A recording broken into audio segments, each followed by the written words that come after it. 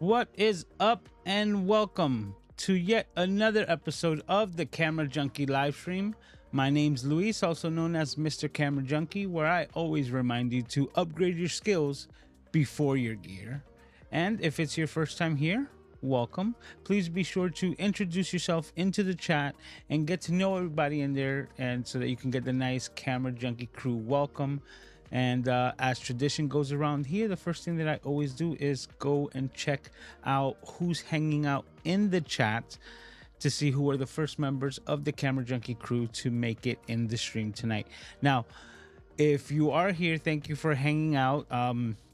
Technical difficulties or dataculties, so to speak. But I was just having to take care of some fatherly duties that just happened to arise minutes before we went live, and then I'll get into a little bit of what happened today. But as I said, let's go ahead and move over to the chat right away and see who are the first ones here hanging out. Right off the bat, we have Paul Duncan, Mr. Moderator, saying hello to the fam. Also saying hi to Ernesto. That's the first ones to come in. And then Ernesto says, hello, happy Saturday. Hope all is well. And did you experience a storm where I live? I did.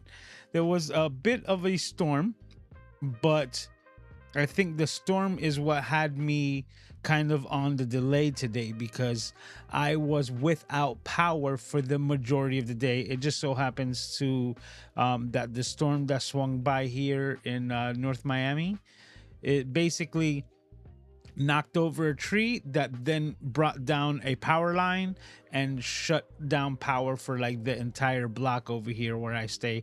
And for the majority of the day, I did not have any power, which was not good, but it wasn't the worst because we lucked out that it was like a stormy / rainy day, and for that reason there wasn't a lot of sun, so there wasn't a lot of heat. It was able to stay fairly cool even though there wasn't no electricity for the day, so it wasn't like it was a really hot day.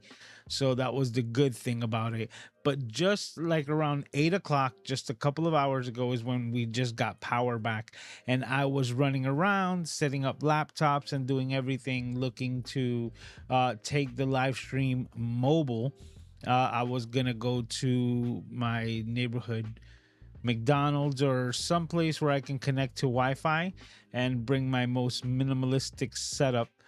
But I happened to get power within the last couple of hours to set things together. So that's exactly a little bit of what's going on in my neighborhood. We also have Parker Jennings in the house saying hello to everyone. We have Yolanda also saying hi to everyone. And yes, you see, Paul knew that earlier today during our masterminds meeting, our gold group, that I just came in on my phone and I was trying to do the best with reception. It was a bit tough, but yeah, he knew that I didn't have power. Nano is also in the house saying hello there, hanging out. But yeah, so to continue on with that story, that is how I pretty much spent the majority of my day without power. And when you don't have power is when you really realize that you really can't do anything without it, because I'll go do this and then I can't. Like, so things that you want to go do still require power. So it was to the point like I couldn't even cook for myself because there was no power. So just pretty much like kind of like a lost day. It sucked because I was in the middle of processing like some edits and uploading files when all the power went out. Luckily, I was on the battery backup, but it still didn't give me enough time to let those uploads finish before I even lost the power of the battery backups as well. So that was pretty much my day when it came to it. But yeah, am I missing anything? No, that was pretty much it. Yeah, like I didn't have power, and that I was gonna go mobile, but luckily I was able to get power in the nick of time and then start making thumbnails and doing all the things that I was gonna talk about tonight, which is today's subject at hand, which is the $50 fix for the Nikon Z30. Now, some of you might not know what I'm talking about, so let me elaborate. I recently got my hands on this nifty little camera, the Nikon Z30. Some of you who were here last week saw that I had it and that I didn't. I've been messing around with it, right? And I've been trying to figure out a couple of different things. So, you know what? Let me take off this cage so I can better demonstrate, because that's something that I didn't have throughout the week, and I fell down the rabbit hole of trying to fix this Nikon Z30's little problem with overheating. Now, why do I say this? It's because this is Nikon's, I guess, creator centric, vlog centric, or video centric type camera that they made in the APS-C, in line to compete with like the Sony ZV line of cameras. Canon's also like their APS-C lines or creator style type cameras. And I'm doing everything in my power here. Come on. To take this cage off. So let's go. Did I get it? No. There's so many pieces. Okay, so let me continue. So I also got my hands on. What's going on?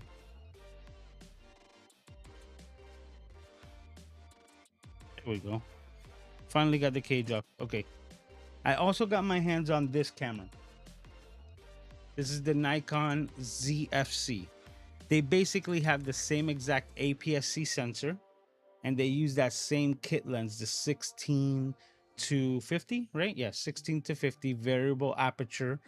And these two guys basically came out at the same time. This one is more video centric. It doesn't have a viewfinder, so it doesn't give you like that rangefinder style. And it doesn't have any recording limits. So when you put in a memory card, the capacity of the memory card, or the highest that you can get, is, I believe, 2 hours and 5 minutes of continuous recording.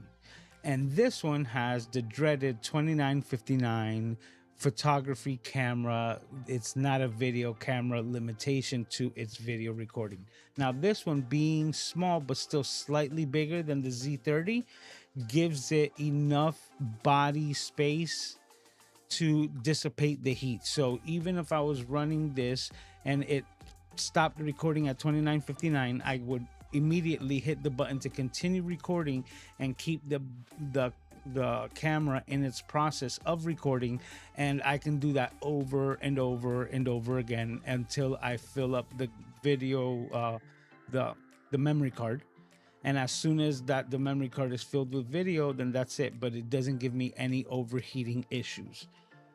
But that's the downside, which is like you have to sit there and make sure that as soon as it hits, you're gonna get like a break, because it's going to stop that file, start dumping it to the memory card, and then you have to press record, which you're gonna miss a second or two of could be valuable information if you're recording an event or anything like that. So that's why that I would recommend more for photography and not for video work. But now that's why they came out with this one.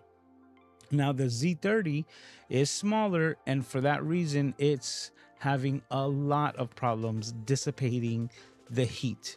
And I started running some tests and fell down the overheating rabbit hole with this little camera. What I noticed is that it really, like, while it was overheating, did not have a place to actually place the heat. So even though it would start radiating from the back of the camera, there was really no heat sink there to actually bring it out. So the heat trying to find somewhere to go would actually end up at the bottom of the camera, and the metal quarter 20 location for the tripod ended up getting extremely hot, like basically that you couldn't put your finger on it to the touch. Once the camera was reaching upwards to 130 degrees before it would shut down on the overheating. So I started figuring out, hey, maybe there's a way for me to put a heat sink down on the metal part of this camera to try to dissipate heat. And that was my first attempt. Actually, let me see if I still have that item around here. Where did I put it? Oh no. There it is. I basically got a standard computer heatsink, and I drilled a hole right through the center. The idea of this is that I just put a quarter 20 screw down at the bottom so that I can then connect it to the camera to dissipate the heat.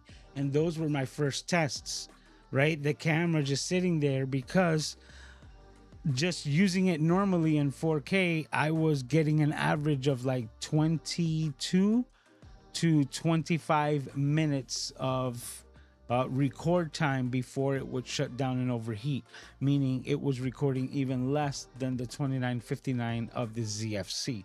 So that right there started getting me to like scratch my head, and like that splinter in the mind really worked on me for the last like week and a half or so.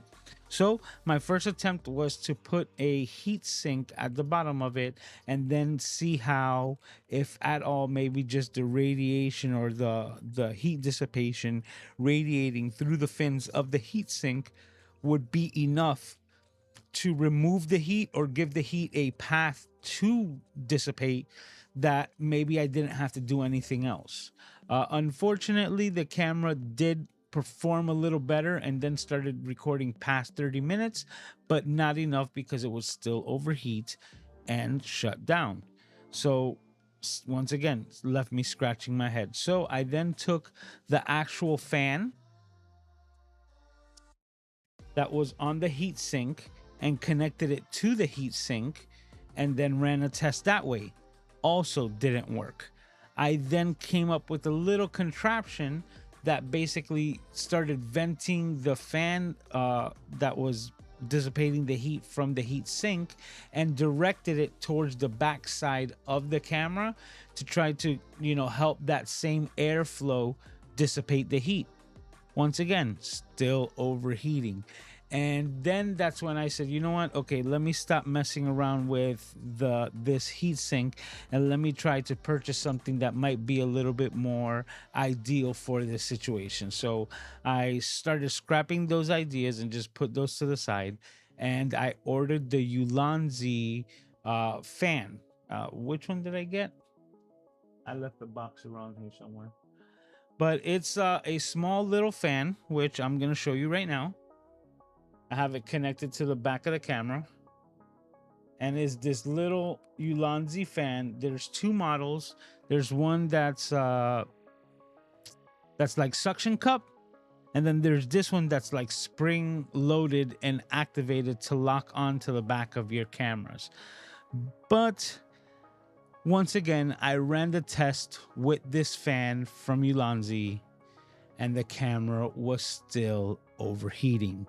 I then went to use this Ulanzi fan with the heat sink still connected to the bottom, and the camera was performing better, but still overheating. And now, like that splintered my mind. I was just trying to figure out what was going on and how can I make the most out of this camera, because that's part of my motto: upgrade your skills before your gear. And I'm a bit of a MacGyver, so I really started falling down the rabbit hole of trying to figure out what was going on with this camera. So I had tried just about everything, and then it hit me that the camera from the backside, from where it's creating the majority of the heat, did not have a way to actually, or a path to dissipate that heat as well. So that's when my gears were going, and I hopped back onto Amazon and decided to purchase one other thing. So now, besides me attempting these experiments with the heat sink that was from an old Intel computer, and it was just a part that I had in a drawer, the money that I invested was this $30, Ulanzi fan. I think they go for like $40, but I got it for $30 through an Amazon deal. So I paid $30 for the fan. It didn't really work, but now I'm gonna go to my overhead to show you. Okay, because the piece de resistance the thing that really made the biggest difference was a 4 millimeter. And you know what? I have it connected with some adhesive. So I'm going to disconnect it. Is a 4 millimeter copper heatsink. Now, this is a copper heatsink, and copper being one of the best conductors of heat, is for an M.2 SSD hard drive. So these are made for these tiny little SSD hard drives inside of our new computers, and this is designed to keep those chips cool.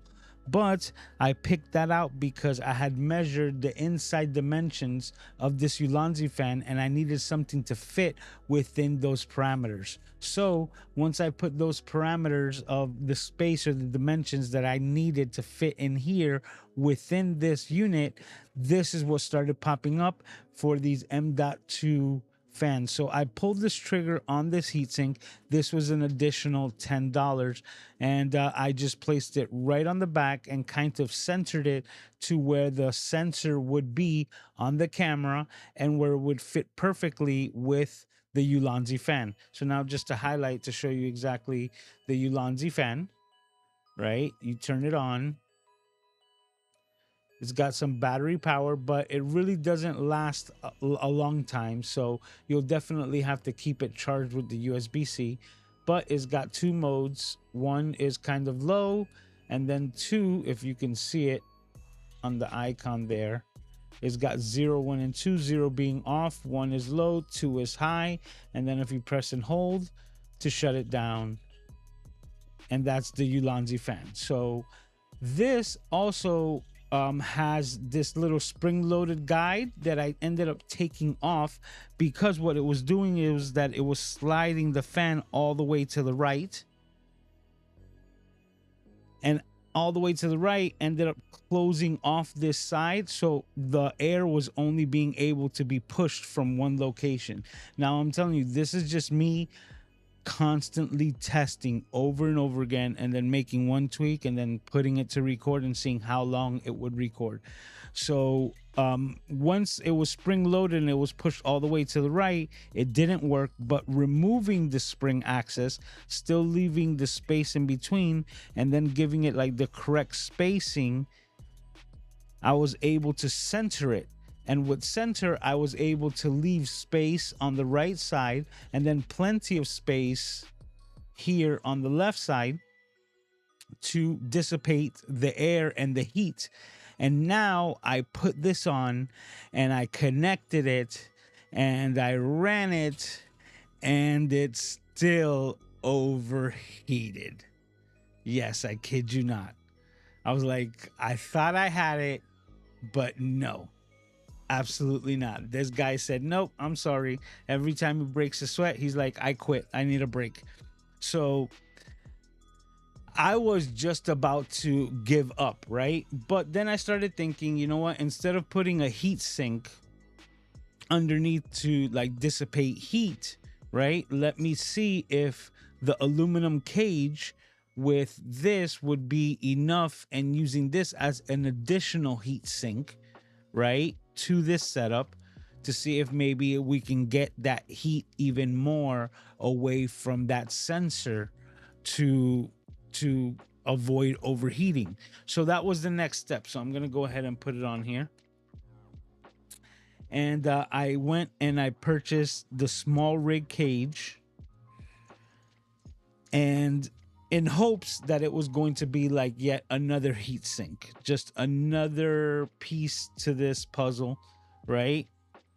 And hopefully what I was thinking was like, now it looking like this with a copper heat sink directly onto the back with a fan, like we should be good, right? So I was using a dummy battery, plugged it in, plugged into a battery bank, the USB fan, had it running at full tilt, put this thing to record, and finally we got past 45 minutes of recording, and then it overheated again.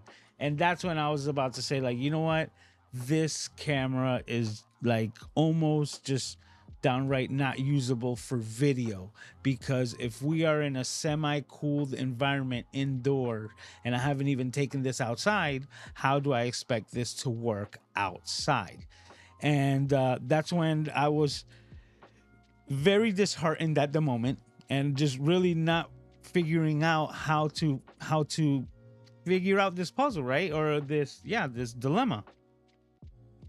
And that's when I decided, you know what, I'm just gonna switch something up. And I decided to start taking everything off. And one of the things that I took off was the lens. And I bring this up because it surprised me that once the camera overheated and everything was nice and toasty, so was the lens. So now, let me give you a bit of history. We are now using mirrorless cameras. Mirrorless cameras are amazing because they are able to be very small and compact, allowing us to bring the glass, the optics of our lenses much closer to the sensor, because there's no mirror that needs to be moving and flapping in front of it, creating that distance. Right? But what it also does, unfortunately, is that it doesn't give you any space between said sensor and the backside of your lens. So you've basically created like a non-void, right? And this glass basically sits and hovers directly on top of the sensor, and that sensor is what's creating all the heat that's causing the overheating. So what did I do? I had mentioned last week that I had purchased this little guy right here, not the lens, but the lens adapter. This is an M42 adapter for vintage lenses. But another thing that it does is that how the lens is designed for a mirrored camera, something with that mirror flappy system in between. The adapter, what it does is that it creates or supplements the flange distance where the mirror would live in that camera, and it just spaces this lens perfectly so that the image that it's receiving conveys directly and correctly onto the sensor, so that it can render the image the way that it should, with the correct spacing. But what it also does is that it creates a big void, right? And all of this is extra space that this sensor wasn't used to, because it's always used to having like a piece of glass just hovering right over it. So now giving it this extra amount of space was the missing key. It could also be that it's metal, the lens is metal, and it's all acting as well as another form of heat sink, right? And just giving a location for the heat to dissipate. But using the vintage lens blew me away, because as soon as I connected this, I had no further problems. Turning on the fan, full tilt, turning this on and putting it to rip, I had it successfully record over and over and over again, and I was just in shock.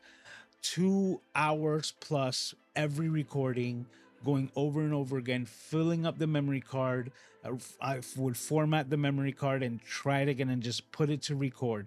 Also, another cool thing is that then I decided to move away from the dummy battery, because this has trickle charge, and I was already using a power bank to connect it to power up the fan constantly, or continuously was the word, not constantly, but even though it means the same thing. So I had the battery bank to power the fan continuously.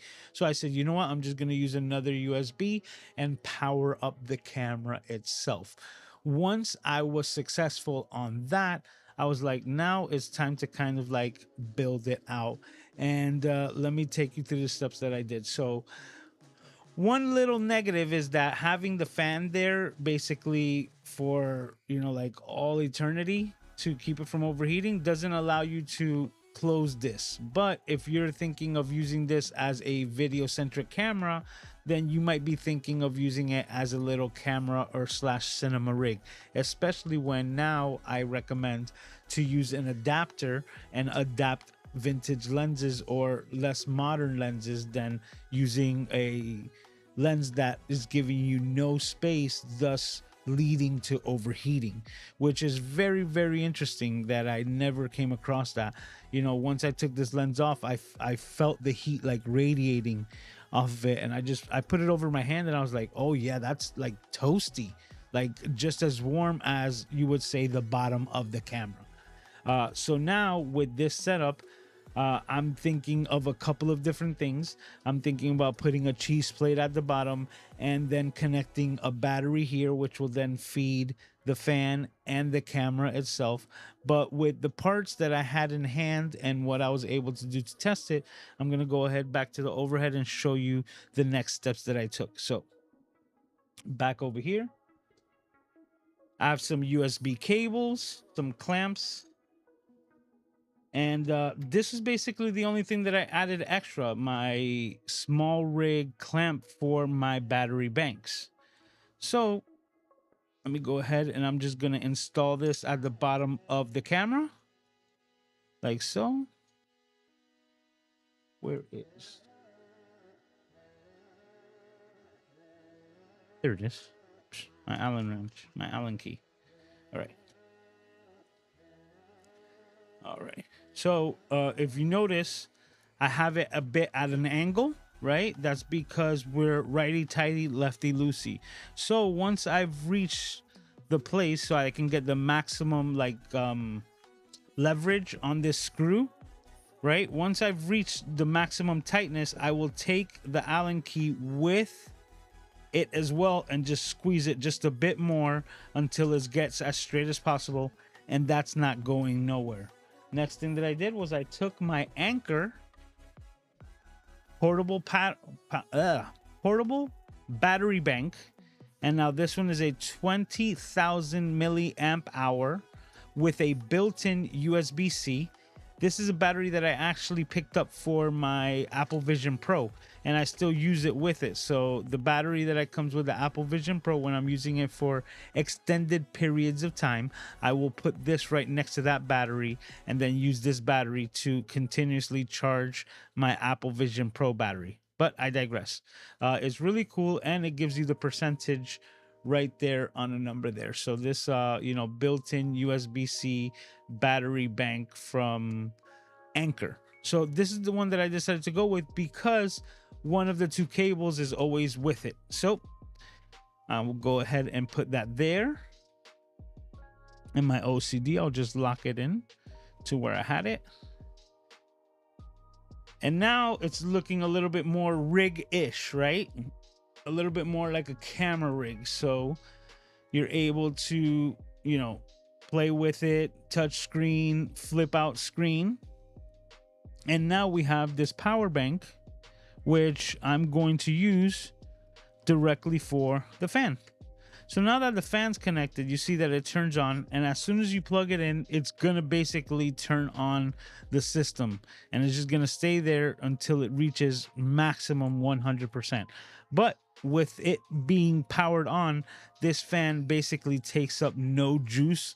So I would honestly tell you, like, this small fan on a battery bank like this will probably run for weeks, because I had it on this battery bank for just about a day while testing, and I don't think it used up 1%.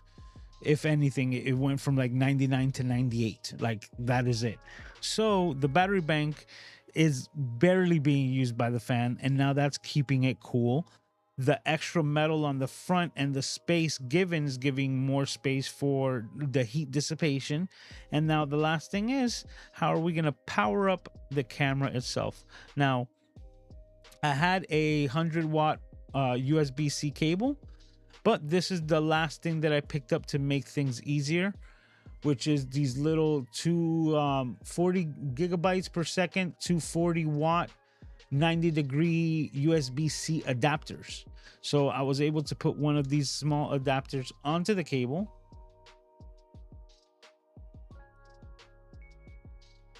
connect said cable to camera, and then just basically wrap this around to like click it onto the USB-C, and we should show orange light. Bam. So now we're charged. We're in like indefinitely powering up our fan, so that's not gonna go off. And now once I turn this on, show you here. Actually, you know what? I have to go there. This is basically what I've been doing. Oh no, not that. Format memory card. Yes. As soon as it's formatted, we go here. We have 2 hours. Oops. 2 hours and 56 minutes in 4K. I don't know if it's registering. I don't think so. Maybe there.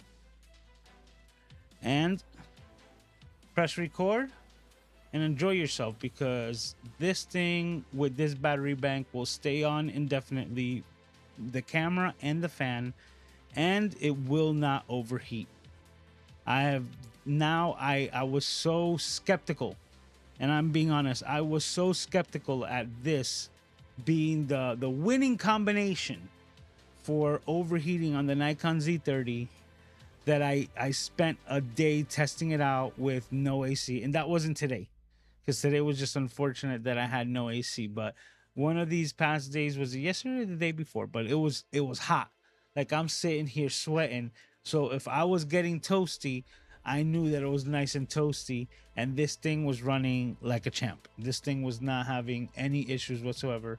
And right now it's a bit meta, because you might be seeing what I see through this screen.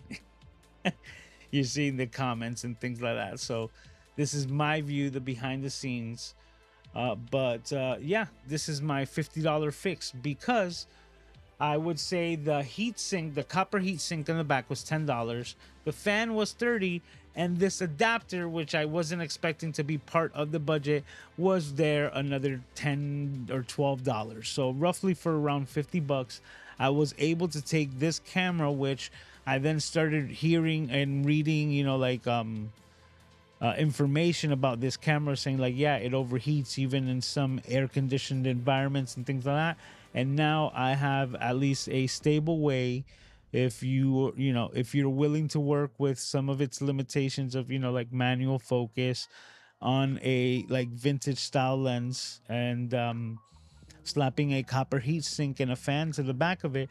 With a little bit more rigging, you could just make this an all-out cinema rig, which will then end up being a lot more productive for you if you were so to happen to have this camera in hand. So and that's it.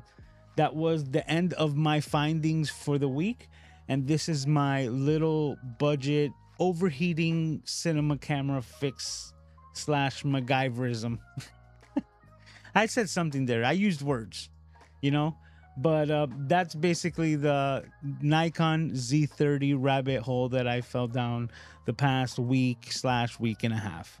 But I at least can now like sleep better without like saying like, man, this one got me, you know what I'm saying, like this one got me. But no, I was able to somehow figure out the puzzle, and I also upgraded my skills as well, knowing that the distance of the lens to the sensor itself and not having enough space there could also lead to overheating, because that sensor is radiating heat from the front, back, top, bottom, left, right, all the way around. So that, there you go, and there you have it. But right now, the way this is set up right here, this thing is just gonna run forever like a champ. I even tested it outside in the hot Miami heat and humidity, and with this setup, especially more than anything, like that extra space to dissipate the heat on the front side of the sensor made the biggest difference, even to the point where I could run the fan not at full tilt, at the lower level, and it will still end up not overheating and holding up. And that's it. And that was the end of my findings for the Nikon Z30. All right. Now let me go back to the chat. Guys, if you have any questions whatsoever, please put a Q colon in front. And Mr. Paul Duncan says, don't forget to hit the like button. So yes, please do so if you haven't done so already. But I don't see any questions. Not much going on. But if that, I would also have to let you guys know. Unfortunately, I did not have the time today to put together a cities gall. My bad, guys. I didn't have power and I didn't have the time to like actually find it, especially with the last minute dad duties that I had to take care of right before I went live. So but if you guys don't have any questions, I just want to thank you all, as always, for hanging out here with me and making this my favorite place to be every single week. Now, I feel better that I found resolution with my Nikon Z30, and this way I can maximize in using it to its fullest potential, which is something that I always say: upgrade your skills before your gear. And I'm excited to know that I have a new skill or a new way to think about heat dissipation. It's not only through the body and through the backside, but now there might be ways to remove heat from the front side as well, which could lead to a whole new design style, right? And maybe metal lenses could be making a resurgence. They are a bit heavy, but they do serve multi-purpose. But I digress with that. Yep. That's it, guys. Hey, we did it. This was episode 196. Yes, 196. So if you're saying what's 196? Well, that's 196 consecutive weeks of the Camera Junkie live stream without skipping a beat. We've been doing it every single week for getting close to 4 years now. So we are now 1 month away, 4 weeks away from episode 200, and just 3 months away from episode 208, which is exactly right. Yeah, I think so. 208 would be, I think so. One of these numbers, man, I'm losing it right now, but one of these numbers, 208, should be falling at 4 years exactly.